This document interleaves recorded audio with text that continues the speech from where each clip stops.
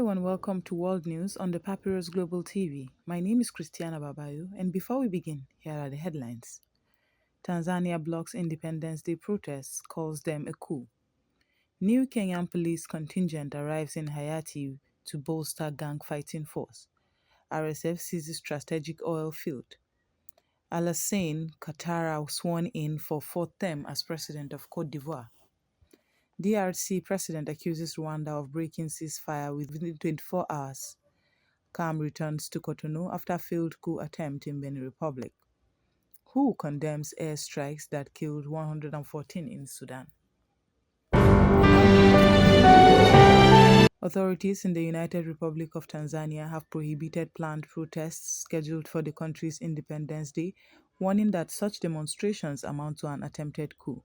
According to a statement by the government, the protest organizers failed to submit the required formal notice, making any gathering unlawful under current regulation. Home Affairs Minister George said these protests are not permitted and are unlawful to enforce the ban. Security agencies deployed heavily across major cities, including the commercial hub of Dar es Salaam and Arusha, with police and army presence reported on key roads. At least 10 activists and opposition supporters have already been arrested for social media posts tied to the planned protests. The government has directed citizens to celebrate the national holiday at home, while urging calm and compliance with the directive. Meanwhile, international rights watchers, including the Office of the United Nations Human Rights Office, have called for respect for citizens' rights to peaceful assembly and urged authorities to avoid excessive force. A fresh contingent of 230 specialized officers from Kenya landed on Monday, December 8 at Tosan Louverture International Airport in Hayati, joining the multinational force combating gang violence under the newly expanded mandate of the Gang Suppression Force (GSF). This brings Kenya's total deployment of over 700 officers, making it the largest national contributor to Hayati's stabilization effort. During the arrival ceremony, GSF Commander Godfrey Otunge praised the deployment, describing it as timely and essential to restoring security in Hayati's most volatile zones. The deployment follows a renewed United Nations-backed push after gang activity surged, with the GSF now tasked with dismantling armed groups that have long controlled parts of the capital, including key public infrastructure. Kenya's involvement underscores international support for Hayati at a time when local institutions have struggled to contain widespread crime, kidnappings, and gang-related atrocities. Paramilitary Rapid Support Forces (RSF) announced on Monday, December 8, that it has taken control of the Heglig oil field located in the volatile South Kordofan region of Sudan. Eyewitness reports and independent verifications indicate that security forces and oil field workers evacuated the site, many reportedly fleeing into neighboring South Sudan just before RSF fighters entered the facility. The takeover came after the regular army withdrew from Heglig, apparently to avoid fighting that could endanger critical infrastructure. Heglig is not only a key oil production site for Sudan, but it also hosts a central processing facility crucial for exporting South Sudanese oil, making it a major source of revenue for both Khartoum and Juba. Industry and human rights observers warn the seizure threatens to deepen Sudan's economic collapse and could drastically reduce oil export volumes. The loss of Heglig, along with prior disruptions to other fields, may cut off a lifeline for state income, further compounding the dire impacts of the 2.5-year civil war. Meanwhile, the takeover has sparked fears of renewed displacement and humanitarian crisis as the conflict expands across Kordofan. Resident communities already bearing the brunt of violence may face further insecurity, loss of livelihoods, and deprivation. In a chilling sign of the war's evolving dynamics, the RSF has vowed to secure and protect oil installations, but critics say this merely rebrands paramilitary looting as security operations, offering no guarantee of stability for civilians or the energy industry. On Monday, December 8th, Alassane Ouattara took the oath of office for a fourth term as president of Côte d'Ivoire, following a disputed October election that gave him over 89% of the vote. The inauguration, held at the Presidential Palace in Abidjan and attended by several African heads of state, came amid low voter turnout and widespread criticism over exclusion of major opposition figures from the poll.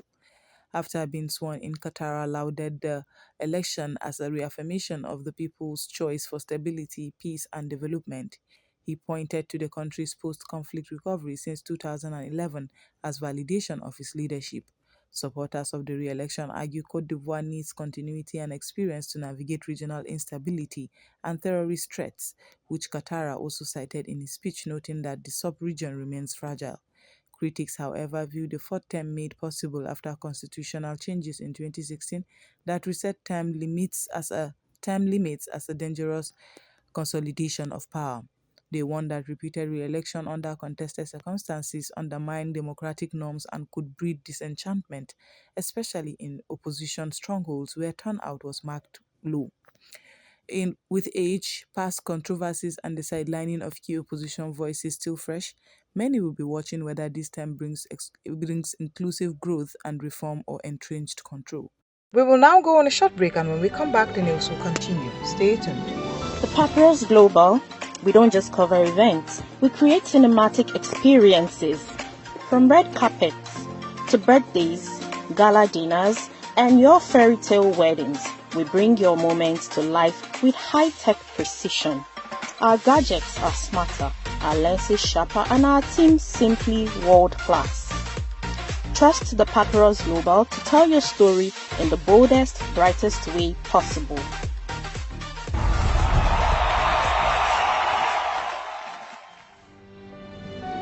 Welcome back, and now the news will continue.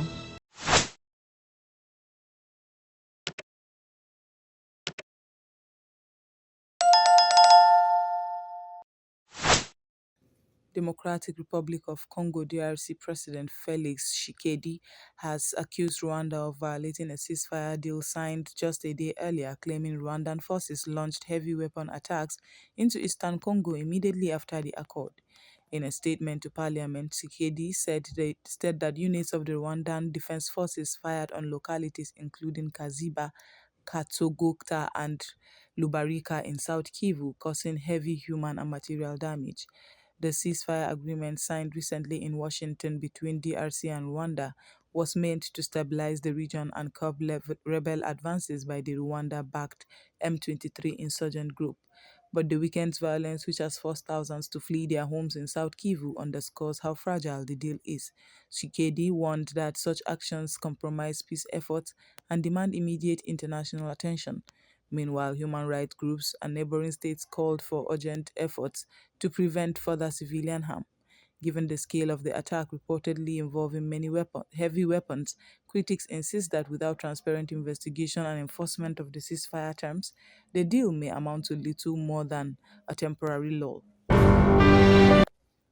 Order has largely returned to Cotonou, the economic capital of Benin, after a failed coup attempt that rattled the city on Sunday. Traffic resumed Monday, December 8th. Shops reopened and residents gradually returned to daily routines under continued security presence. The coup plotters, a small group of soldiers calling themselves the Military Committee for Refoundation, had seized the national television station early Sunday and declared that they had removed President Patrice Talon and dissolved all state institutions. However, loyalist forces responded swiftly, reclaiming control of critical buildings by afternoon with assistance from regional partners, including intervention by neighboring countries under the mandate of ECOWAS. Nigerian air and ground forces reportedly played a key role in quelling the mutiny.